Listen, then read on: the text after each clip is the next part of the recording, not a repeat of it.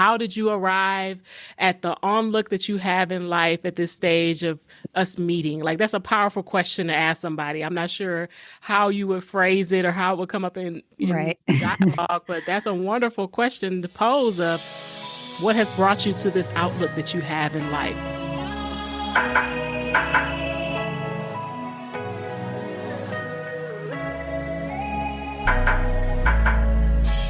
You're listening to the Experience Freedom Podcast. I'm your host, Ajene Gaylord, and I endeavor to educate, encourage, and empower women to embrace emotional healing and eradicate the stigma of mental health in the body of Christ. On this episode, Michelle and I continue our community conversation, and we dialogue a little bit more about some components of community and what those 3 plus 1 more C things are. So I just think about how their community can mean different things within different contexts, and then how do we show up in those different contexts and find ourselves unifying or finding unity within those spaces. Yeah, that's a really good point. I think the focusing on the fact of what we have in common is the crux, is the main thing. Yeah. Because I think what some people are pointing out is that in recent years, it feels like too much of our focus has been on what we're against or what we don't have in common or our differences and things like that. So I think this piece of getting back to what do we have in common, the people in my neighborhood, they may not look like me. They may not, they might be different ages. They might be different ethnicities. They might have different jobs, than we do and such. But we do have the commonality of living in the neighborhood. And so this shared space that we have can be something to say, okay, well, how do we want to live in relationship with one another to take care of this space that we have in whatever forms it may be? And, for our neighborhood, it could be things like, people not picking up after their dogs that go poo and stuff like that. Right. But it's interesting because I am in relationship with one of my 2 neighbors, and then I have another neighbor and another neighbor. And this is probably, well, back in Seattle, we had a family a few houses down that they ended up homeschooling as well. So that was kind of cool because we have actually done a pretty good job of trying to know our physical proximity neighbors. When we were in Toledo, we knew the next door neighbor and across the street and such. But that's one thing I would advocate for is wherever you're going that and I guess that would fall under the category of being friendly, right? Of being genuinely curious, friendly, like the way you make friends is to be friendly. And so kind of forgot what you asked me or said because then I just went on what I was saying. But That's okay. I think that I feel that it kind of boils down to my heart is to help people to not be lonely, to realize that if there's something I can do, if I can smile, if I can help you in some way, that we live so close, why not? And we actually, our neighbor, my husband was replacing our water heater, and our neighbor saw him doing that and offered for us to borrow his dolly. And that was awesome and amazing because that was a heavy beast of a something. And it would have been a lot harder of a job without that dolly. And so that's the little things that I'm talking about. Like if we are so secluded in our own houses and it's all about me, it's all about my family and my building, my whatever. And, we can close our garages maybe, or Like, I just don't even like the feel of seeing my neighbors pull up into their driveway and then pull into their house, and they never had to come outside because their house is connected to the garage. And so, like, I don't even know, do young people live there? Do old people? Are there children? Are there not children? Like, not Mm-hmm. even knowing that just feels so like I'm being shut out from a possibility Mm. of a relationship. Like, Yeah. I know I'm not going to be wonderful friends with everybody, but to at least I wrote down a question that I'm like, I feel like I want to start asking people more often, like, well, even just getting into conversations with people, like asking a question and seeing where that leads, right? Because Yeah. you never know. I mean, that person could be your new best friend and you just don't know it, right? Or but even in conversation, I wrote down, where does your outlook on life come from? Not that I would directly ask that question, but I think if I have that in the back of my mind, like, there is a reason all of that person's life experiences up to that point creates the outlook that they have. And Mm-hmm. so the reason they drive the car they do, or, live in the house they live, or have the job they have, like, it all comes together. And so I just want to be this person who's curious and wants to reach out, make myself available. Just again, that do life together. I'm here for you. You're here for me on whatever little level or larger level. I was thinking about the fact that, when my father passed, um, having friends that, brought meals, that were there to hug me and such, and even a neighbor, to give me a card with a gift card in it, type of thing.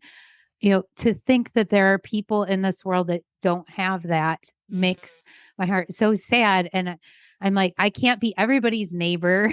Yeah. Like, I'm not in that proximity, but even to try to help foster that thought process, that looking outside. I know the mutual friend of ours, she's always thinking of her neighbors and taking them soup if they're sick or things like that. And so, yeah, I think just as we like spur each other on in that, I Mm-hmm. think that it's oh, I kind of got out of that habit, or, I was in this busy season and so I didn't really have as much time to give to that. Um, that's one thing that I will say in the context of this conversation, is that I do not like the fact that I think people often assume too much about people and their level Mm. of busyness.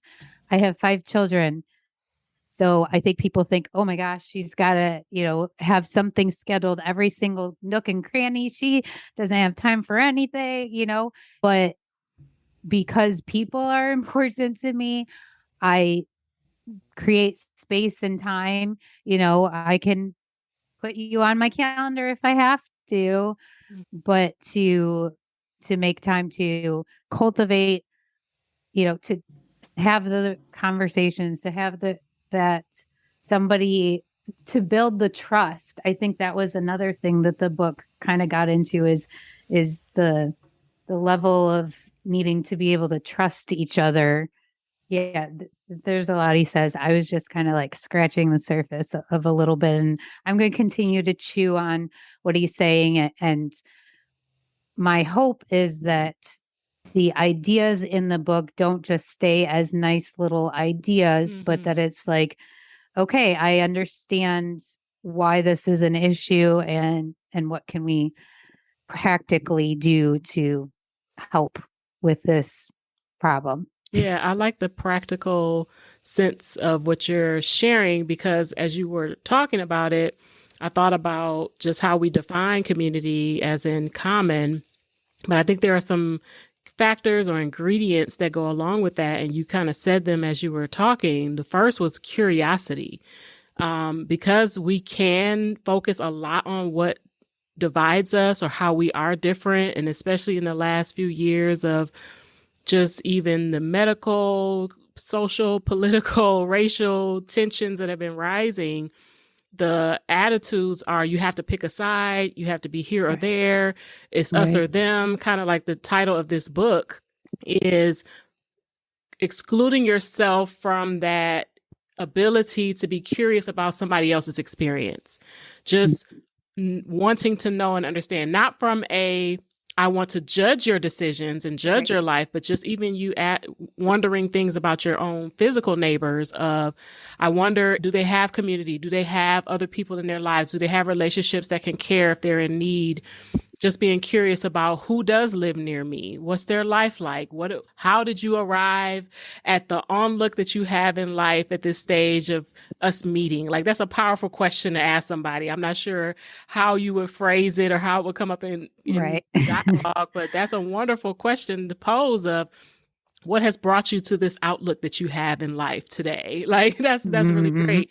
But that's that curiosity, I think, asking that question to want to really understand in order to lead to the next one, which I think is to care. Why do I want to know about who's driving into their garage and closing the door and not even coming outside? Or do they have children? Did they have a parent who passed away? Did they have a loved one? Did they lose their job? Did they have a celebration? Did they just have a child get married? Like, all these things in order to care for them.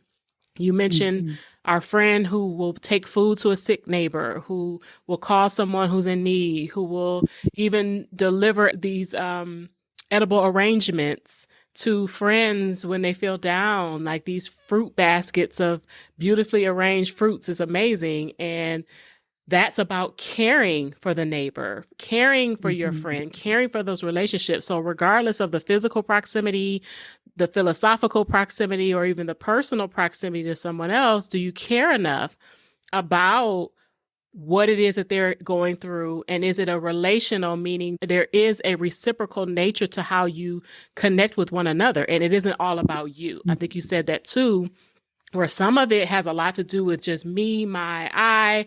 This is just about my experiences. It's not about anyone else. I think about generations before us lived differently than we live today. Most of us in our own homes, it's us and our partner, spouse, children. That's it.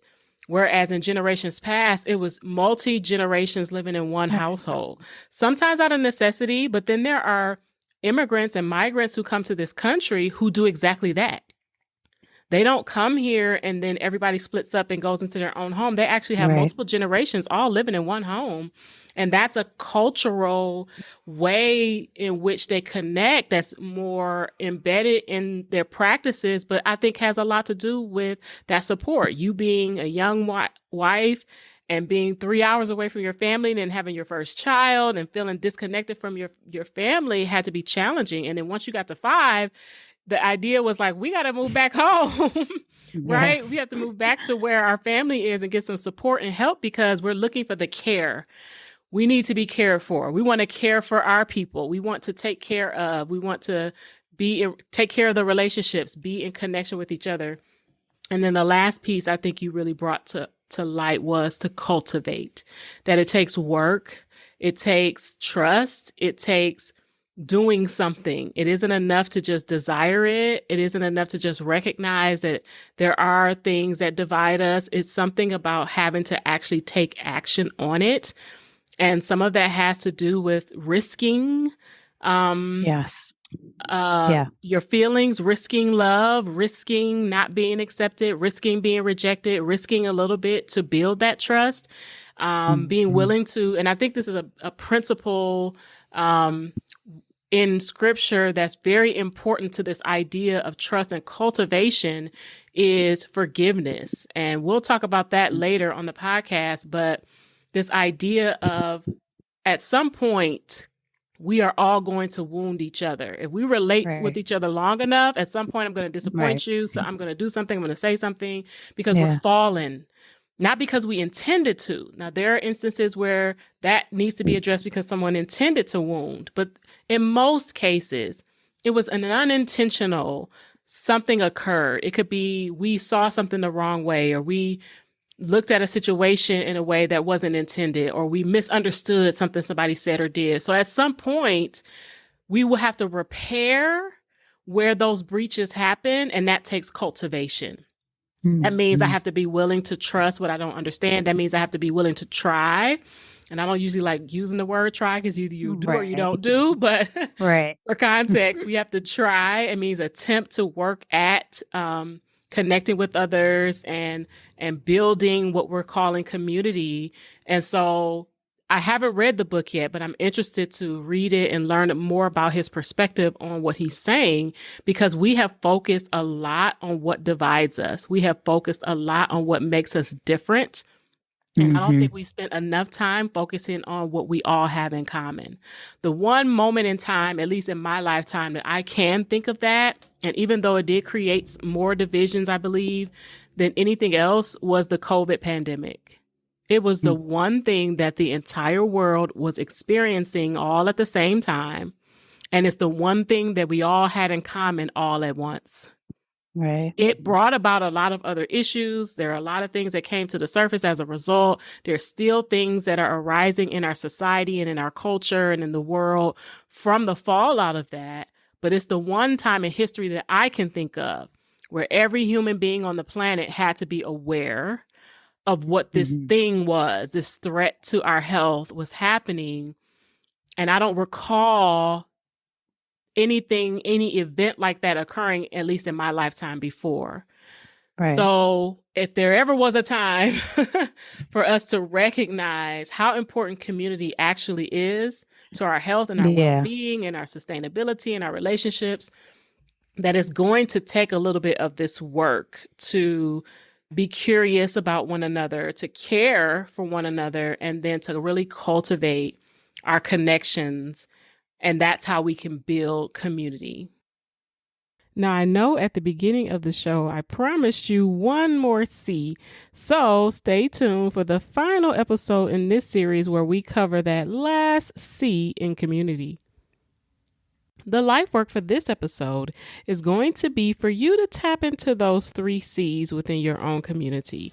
How you can stir up some curiosity, care for those who are surrounding you, and even cultivate relationships and trust.